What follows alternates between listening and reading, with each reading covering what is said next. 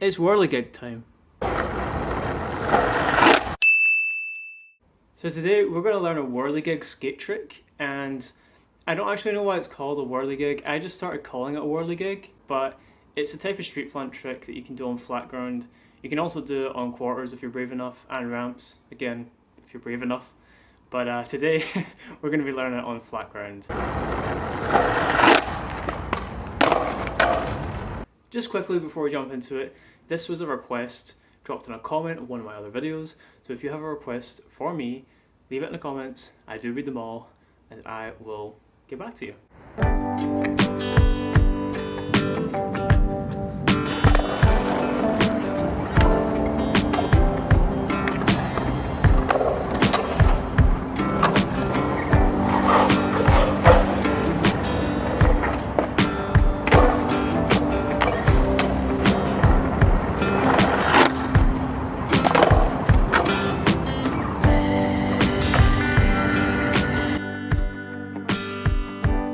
Now that you've been introduced to this trick and you know what it looks like, it's time to learn it. Also, no matter if you're a beginner or a more intermediate skater, I'd recommend breaking down the movement to learn it in steps. It's just easier that way. Learning the trick in steps will allow you to understand the motion, how your weight needs to be distributed, where your feet and hands need to go, and how your body will move to get that 180 rotation. It is crucial to understand that everybody has a different body type, and so you'll likely need to tinker with where you place your feet and how you bend into the early grab. This is vital as you'll want to be comfortable and well balanced on the board when you progress onto the hand plant section of the trick. The only tricks I'd recommend learning before this would be the boneless and maybe the frontside boneless 180. In the description below you'll find a full-length tutorial on how to do a boneless, so be sure to check that out if you need help with learning that trick. To begin, you'll want to practice bending into the early grab position and grabbing as if you're going to do a boneless. If you're regular, this means bending down and grabbing the board with your right hand. If you're goofy, this means bending down and grabbing the board with your left hand. You'll want to grab in the center of the board edge, and you'll likely want to place your feet on bolts at the top and the bottom of the board. If you're a tall person, you'll likely need to place your front and back foot on the nose and tail pockets to allow you extra space to bend down into the grab. When you're comfortable grabbing the board, the next step is to learn how to step from the board and swipe the board around in a 180-degree motion.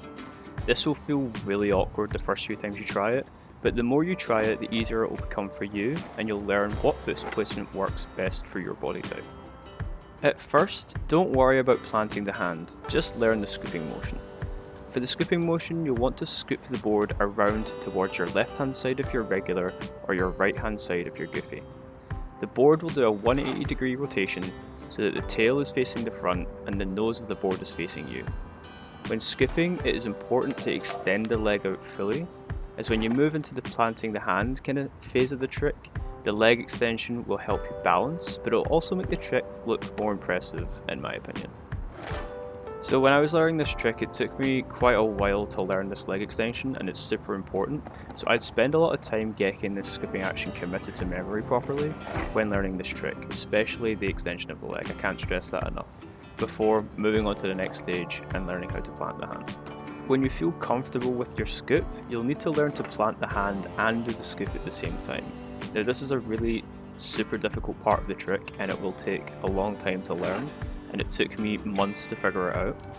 But for the plant of the hand, you'll need to place the majority of your body weight onto the hand that's planting. You'll also be using this hand as a pivot point for the trick, so having the majority of your weight on it will help with your balance. Don't be disheartened if you can't get this in your first few sessions when you're learning this trick, or right away. It is super difficult, so just keep going and don't give up. As for the hand that's planting, you'll want to use your left hand if you're regular and your right hand if you're goofy. Begin by turning your shoulders front side, so that's the same direction the board is turning when you scoop it. Then plant the hand to your rear left hand side if you're regular, or your rear right hand side if you're goofy. It is very tempting to plant the hand in line with your shoulder, but this will not give you the space you'll need to scoop the board all the way around in the next stage. So make sure your hand is just behind your shoulder line and put the majority of your weight on it. This transfer of weight will stop you from falling backwards during the trick. After you're comfortable scooping the board and planting the hand, you'll want to focus on pivoting your body 180 degrees with the board. For regular skaters, this means turning front side to your left hand side, and for goofy skaters, this means turning front side to your right hand side. The idea is to scoop, plant and turn 180 degrees with your body, with the board, in one fluid motion before you commit to landing the plant. To learn the hand wrap, start by standing stationary and doing a front shove rotation with your hand. You should move your hand downwards against the side edge of the board, as this will allow you to rotate the board around the back of your hand. About halfway through the rotation of the board, flip your hand around to allow yourself to catch the board again after it's finished its 360 front shove rotation. The full hand wrap will turn the board 360 degrees around your hand in a front shove motion, ready to be laid into a regular position for jumping back onto it.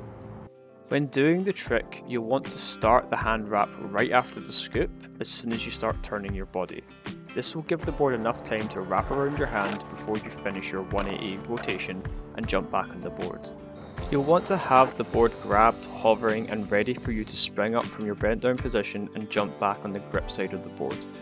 Practice turning into the trick and holding the board while crouched and stationary. This will help you gauge where you need to lay the board and help you gauge your timing for jumping back onto the board. I'd highly recommend taking as much time as you need at this stage to get your timings down while focusing on landing on bolts. When learning this trick, it is vital you focus on an accurate landing with both feet on bolts, as any slight variation in learning the trick will make it 10 times harder to land while moving. At this point, all that's left to do is jump back on the board, making sure that you land on the bolts. Now that's easier said than done, especially from a bent down position and especially with the momentum you're going to jump back onto the board with, but in time, with practice, you'll nail it. And that is pretty much it. That is the Whirligig tutorial. I hope you enjoyed this. Be sure to support the channel and share it with people that like skating. Go and learn that trick and have a nice day. Oh, and skate safe out there.